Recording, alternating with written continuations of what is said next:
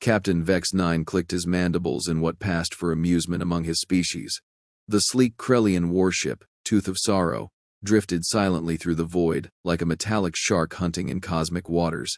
His 6 eyes focused on the holographic display showing their latest prize, a human cargo vessel, designation Phoenix Dawn, limping through space with failing engines and a distress beacon that screamed desperation. "Too easy," Vex muttered, his translator rendering the words in perfect galactic standard. "Humans always make it too easy." Lieutenant Zara 4, his second in command, swiveled her elongated head toward him. Her species, the Vrathari, were known for their patience and cruelty in equal measure. "The vessel carries 37 life forms, Captain. Mostly adults. But the scanners indicate at least 6 juveniles aboard." Vex's mandibles spread wider. "Children. Perfect. Nothing broke adult humans faster than watching their young suffer. It was almost artistic in its simplicity." "Prepare the boarding pods," he commanded. "Full terror protocol. I want those humans to know exactly what kind of nightmare they've stumbled into." The bridge crew moved with practiced efficiency. 43 raiders, each one a specialist in their own brand of horror, prepared for what they assumed would be another routine harvest. The Krellian Syndicate had been raiding human colonies in ships for 3 standard years now, ever since humanity had foolishly ventured beyond their little solar system. Weak, emotional, fragile, they made excellent slaves and even better entertainment. The boarding pods launched like venomous spores, clamping onto the Phoenix Dawn's hull with magnetic grapples. Plasma cutters began their work immediately, carving through reinforced steel as if it were soft cheese. Through the ship's external cameras, Vex watched his teams breach the cargo vessel's defenses. The humans inside were probably scrambling like insects, gathering their precious children close and praying to whatever pathetic deities they worshipped. He savored the moment. Fear was such a delicious appetizer. On the Phoenix Dawn, Captain Elena Vasquez knew they were screwed. The engine failure had been catastrophic, and their distress beacon might as well have been a dinner invitation to every pirate, slaver, and worst thing prowling the shipping lanes. She stood in the main cargo bay, her service pistol feeling pathetically inadequate in her sweaty palm. "Maya, keep the kids behind the containers," she called to her chief engineer. "Tommy, see if you can get the emergency beacon working. Maybe the fleet will pick up our signal before." The hull exploded inward. Krellian raiders poured through the breach like a tide of chittering death. Their exoskeletons gleamed under the emergency lighting, and their weapons hummed with barely contained energy. Elena managed to get off 3 shots before a stun blast dropped her to the deck, her nervous system lighting up like a festival of agony. The children screamed. Vex teleported directly into the cargo bay, his personal phase shifter making the journey instantaneous. He surveyed the scene with professional satisfaction. 17 adult humans lay twitching on the deck, victims of neural disruptors. The children were huddled behind a stack of supply containers, exactly where frightened prey should be. "Collect them," he ordered his teams. "Adults to the holding cells, children to the observation deck. I want to see how long it takes to break their spirits." His raiders moved efficiently, magnetic restraints clicking into place around human wrists and ankles. The adults would recover from the stun weapons in a few hours, just in time to watch their offspring being educated. But as Vex approached the cowering children, something made him pause. One of them, a small human female with dark hair and defiant eyes, stepped forward. She couldn't have been more than 12 standard years old, yet she positioned herself between the raiders and the other children like a tiny shield. "Don't touch them," she said, her voice steady, despite the tears on her cheeks. Vex laughed. The sound was like broken glass mixed with static. "Oh, little human, you have no idea what kind of universe you live in." The girl, who wore a name tag reading Kira, tilted her chin up. "My mom says there are good people and bad people everywhere. I can tell which one you are." "How perceptive." Vex knelt down, bringing his alien features level with hers. His breath smelled like copper and ozone. "Tell me, little Kira, what do you think happens to brave children who stand up to monsters?" "They get eaten," Kira replied matter-of-factly. "But sometimes the monsters get indigestion." Despite himself, Vex felt a flicker of something. Admiration? Impossible. Humans were livestock, nothing more. He activated his personal comm. Zara 4. Prepare the conditioning chambers. We have some special guests who need to learn proper respect. The next few hours passed like a fever dream aboard the Tooth of Sorrow. The adult humans were secured in holding cells that offered a perfect view of the observation deck below. Captain Vasquez had recovered enough to press her face against the transparent aluminum barrier, watching in horror as Vex's crew set up their equipment. The Krellian Syndicate had refined psychological torture into an art form. They didn't simply cause pain. They broke minds, shattered wills, and turned proud beings into hollow shells who begged for the privilege of servitude. Children were particularly effective subjects because their suffering motivated adults to cooperate in ways that personal torture never could. Vex stood on the observation deck, addressing his captive audience through the ship's intercom. Humans of the Phoenix Dawn, welcome to your new reality. Your children are about to participate in a learning experience. How much they suffer depends entirely on how quickly you accept your new status as property of the Krellian Syndicate. He gestured to the 6 human children who had been secured to examination tables. 5 of them were crying, 1 was not. Kira stared directly at Vex through the transparent barrier, her young face set in lines that belonged on someone much older. Even secured to the cold metal table, she radiated a kind of stubborn defiance that made the Krellian captain's mandibles twitch with irritation. Begin with the small ones, Vex ordered. Neural probes, level 2 intensity. Let's see how long human maternal instincts can withstand reality. Dr. Vex 7, the ship's chief interrogator, approached the tables with instruments that gleamed like surgical nightmares. The Zenosian was a master of his craft, capable of inflicting exquisite agony without causing permanent physical damage. His 4 arms moved with practiced precision as he calibrated the neural probes. But before he could begin, Kira spoke again. You know what the funny thing is? She said conversationally, as if discussing the weather instead of torture. You think you're scary. Vex paused. Excuse me? I said you think you're scary. With your bug faces and your big ship and your fancy torture toys. But you know what? You're just bullies. And my dad taught me something about bullies. The Krellian captain found himself genuinely curious despite his annoyance. And what wisdom did your father impart, little human? Kira's smile was small and sharp and absolutely terrifying. He said bullies only pick on people they think won't fight back. But sometimes they pick wrong. Vex 7 inserted the first neural probe into the base of another child's skull. The boy, perhaps 8 years old, screamed as electricity coursed through his nervous system. Above them, the adult humans pressed against their cell windows, shouting threats and pleas in equal measure. Vex watched Kira's face carefully. Most children broke at this point, their psychological defenses crumbling at the sight of their friend's suffering, but this small human simply observed the proceedings with those dark, measuring eyes. Interesting, Vex murmured. No emotional response. Are you perhaps defective, little Kira? My mom's a doctor, Kira replied calmly as the torture continued around her. She showed me medical hollows of brain surgery once. That probe is in the wrong place if you want to cause maximum neural disruption. You're hitting motor functions instead of pain receptors. Vex 7's 4 eyes swiveled toward her in surprise. Vex felt something cold crawl up his exoskeleton. This was wrong. Children weren't supposed to be analytical about torture. They were supposed to scream and beg and break.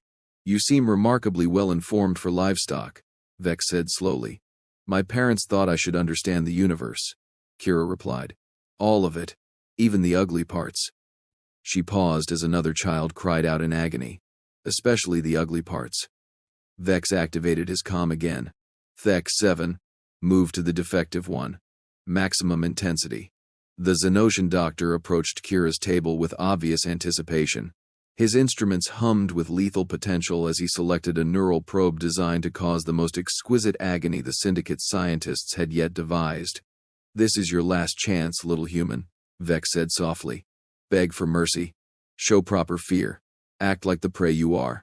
Kira looked directly into his compound eyes and smiled. Make me. Vex 7 inserted the probe. For exactly 3 seconds, nothing happened. Then Kira began to laugh. It wasn't the laughter of madness or hysteria. It was the delighted giggle of a child who had just been told the funniest joke in the universe. The neural probe designed to cause unbearable suffering might as well have been delivering gentle tickles. That's it? Kira asked, still giggling. That's your big, scary torture device? Oh wow. You guys are really bad at this. The observation deck fell silent, except for the hum of machinery and the soft sobbing of the other children. Every eye in the room was fixed on the small human girl who was treating advanced alien torture technology like a minor inconvenience. Vex felt something he hadn't experienced in 20 years of raiding. Uncertainty. Increase the intensity, he ordered. Vex 7 complied. The neural probe's energy output tripled. Kira's laughter grew louder. Double it. The probe's readings hit levels that should have killed a human nervous system. Kira started to hum what sounded suspiciously like a children's song. Maximum power, Vex snarled. The neural probe unleashed enough bioelectric energy to paralyze a Krellian warrior. Kira yawned. Are you guys seriously this incompetent? She asked politely. Because if so, I'm starting to feel embarrassed for you. Dr. Vex 7 withdrew the probe with trembling hands. His 4 eyes were wide with what could only be described as existential terror. In all his years of practice, he had never encountered a subject who simply refused to acknowledge pain. Vex stepped closer to Kira's table. What are you? He whispered. I'm 11 years old. Kira replied cheerfully. I like ice cream and scary movies and building robots with my dad. I don't like bullies, Brussels sprouts, or alien jerks who pick on kids. She paused, and her expression grew serious. But mostly, I'm really angry. The temperature in the observation deck seemed to drop several degrees. Even the other children stopped crying, sensing something fundamental had shifted in the air around them. You want to know a secret? Kira continued conversationally. My dad isn't just any human. He's Commander Jake Reeves of the Terran Defense Corps, Honey Badger Squadron. Vex felt his exoskeleton contract with sudden, primal fear. Every species in the galaxy knew about Honey Badger Squadron. They were legendary. They were impossible. They were the stuff of nightmares whispered in dark corners of space stations. He taught me lots of things, Kira went on. How to build things, how to fix things, how to break things. But mostly, he taught me that some fights are worth having, no matter how scary the other guy looks. She smiled that terrifying little smile again. And he's coming. As if summoned by her words, the Tooth of Sorrow's proximity alarms began to wail. Vex spun toward the nearest control panel, his mandibles clicking in panic. The display showed what every pirate feared most. A single, small ship approaching at impossible speed. No running lights, no transponder signal. Just death wrapped in battle-scarred metal and powered by pure human stubbornness. That's not possible, Vex breathed. We're in deep space. No one knows we're here. Kira giggled again. You really don't know humans very well, do you? We're pack animals, Mr. Bugface, and when you hurt one of our cubs, the whole pack comes running. The approaching ship fired a single shot, not at the Tooth of Sorrow, but at empty space precisely 1 kilometer off their starboard bow. The meaning was clear. Surrender, or find out why Honey Badger Squadron had never lost a single engagement in 3 years of war. Vex's comm system crackled to life. The voice that emerged was calm, polite, and absolutely terrifying in its measured control. Krellian vessel, this is Commander Jake Reeves of the TDC battleship Righteous Fury. You have something that belongs to me. I suggest you give it back. Vex looked at the small human girl strapped to the examination table. Kira waved at him with her free hand. Hi, Daddy, she called out cheerfully. I told them you were coming, but they didn't believe me. The Krellian captain realized, with growing horror, that he had made a terrible mistake. He hadn't captured prey. He had kidnapped a honey badger cub, and now Papa Bear was here to collect his daughter. This was going to hurt. Commander Jake Reeves sat in the pilot's seat of his modified assault craft, the Mama Bear, watching the Krellian warship through his targeting display. His fingers drummed against the control console in a rhythm his daughter would recognize. The opening bars of her favorite lullaby. Those same fingers had built her first robot, taught her how to throw a proper punch, and were now preparing to turn a ship full of alien pirates into cosmic debris. Krellian vessel, he repeated into his comm. his voice still carrying that deceptively calm tone that had made enemy commanders wet themselves across 3 star systems. You have 30 seconds to release all hostages and prepare to be boarded. This is not a negotiation. Inside the Tooth of Sorrow, Captain Vex was experiencing what humans would call a panic attack. His mandibles clicked frantically as he processed the impossible situation. 1 ship, 1 human, against 43 seasoned raiders and a fully armed warship. The smart move would be to laugh, power up weapons, and turn the approaching craft into space dust. The problem was, Vex wasn't stupid. He'd heard the stories. Honey Badger Squadron didn't follow conventional military doctrine because conventional military doctrine assumed you cared about things like odds, self-preservation, and sanity. "Sir," Lieutenant Zara 4 whispered urgently, "our weapons are locked onto the human vessel. 1 shot and this problem disappears." Vex turned his 6 eyes toward her, and she actually stepped backward at the expression on his alien features. "You magnificent fool," he hissed. "Do you know what happens when you kill a honey badger's cub?" "The threat is eliminated," she suggested hopefully. "The entire pack declares blood vendetta and hunts your species to extinction," Vex snapped. "The Terran Defense Corps doesn't just fight wars, Lieutenant. They fight genocides. And they win them." On the observation deck below, Kira was having the time of her life. The other children had stopped crying and were staring at her with something approaching awe.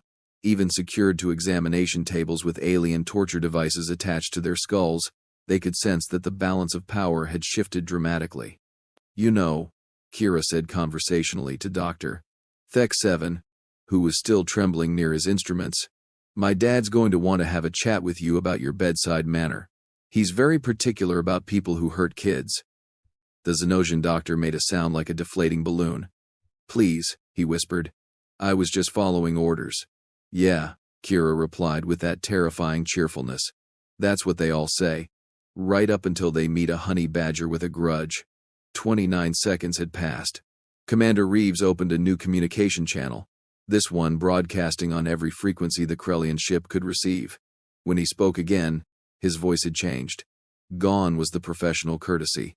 What remained was something primordial and absolutely lethal. "This is for every parent listening. Every mother, every father, every being who has ever loved a child. I am Commander Jake Reeves, call sign Honeybadger 6. The creatures aboard that ship took my daughter. They strapped her to a table and tried to break her spirit with torture devices designed by minds too small to understand what they were unleashing." His voice grew quieter, which somehow made it infinitely more terrifying. "They failed." She laughed at their pathetic attempts to cause her pain. She mocked their incompetence. She told them I was coming, and now I'm here. Across the bridge of the Tooth of Sorrow, alien faces turned toward viewscreens showing the small human craft. It wasn't moving anymore. It was just waiting. "Attention, Krellian Syndicate," Commander Reeves continued. "You have made an enemy of humanity. Not just the military, not just the government. Every single human who hears this story will remember your species as the cowards who torture children. Your name will become synonymous with everything we despise about the universe." The comm channel fell silent for exactly 3 heartbeats. "But that's tomorrow's problem. Today's problem is me." The mama bear moved. It didn't accelerate or maneuver in any way that violated physics. It simply went from stationary to impossible, covering the distance between ships faster than Krellian sensors could track. One moment it was a distant speck. The next it was attached to their hull like a parasitic wasp, cutting through armor plating that was supposed to withstand capital ship weapons. Vex watched his tactical display with the fascination of someone observing their own execution. The human craft was boring through their defenses with surgical precision, avoiding critical systems while creating a perfect breach point. It was the work of someone who understood Krellian ship design better than most Krellians. "How?" Zara 4 breathed. "Intelligence gathering," Vex replied numbly. "Humans study their enemies. They learn weaknesses. They plan." He paused, mandibles clicking in what might have been admiration. "They're very good at planning." The hull breach completed with a sound like tearing metal. Emergency bulkheads slammed shut automatically, but it was too late. Commander Jake Reeves was aboard their ship. What happened next would be discussed in military academies across the galaxy for decades to come, not because it was particularly complex or innovative, but because it demonstrated the fundamental difference between fighting a war and fighting for your child. Jake moved through the tooth of sorrow like a force of nature wearing combat armor.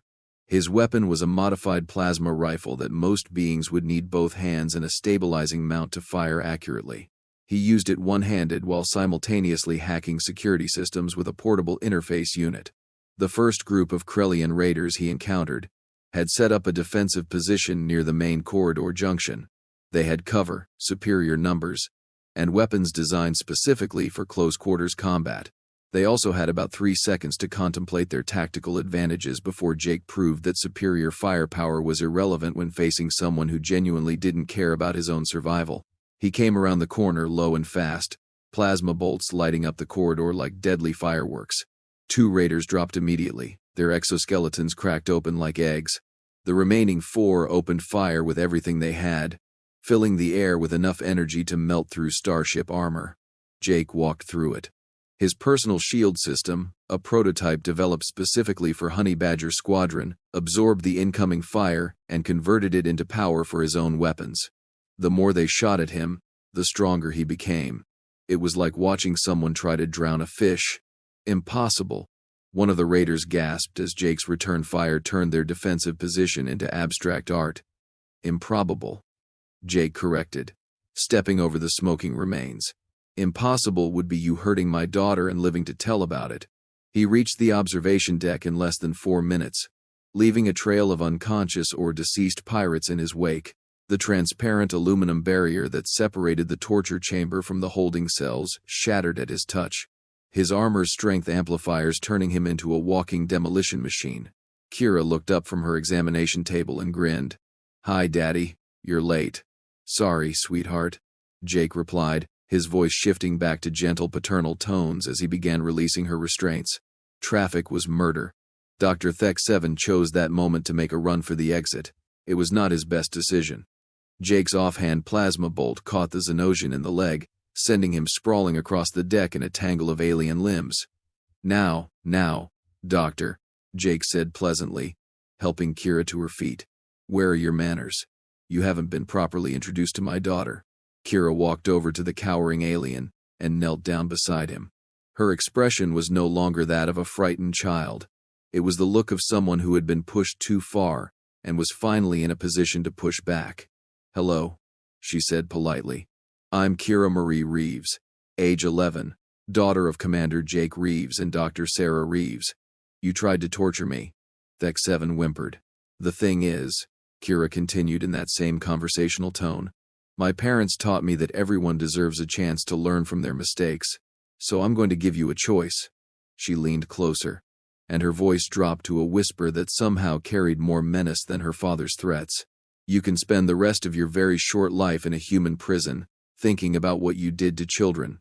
Or," she paused, glancing at her father. "Daddy, what happens to people who hurt kids in human prisons?"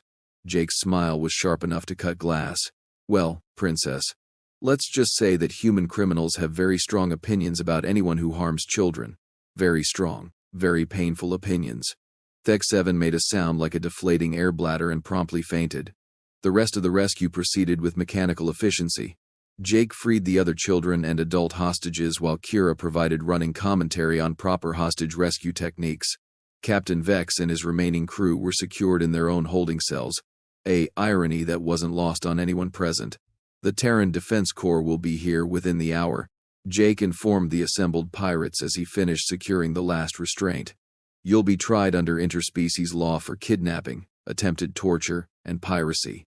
The sentences are substantial." Vex looked up from his cell with something that might have been curiosity. "Why didn't you kill us?"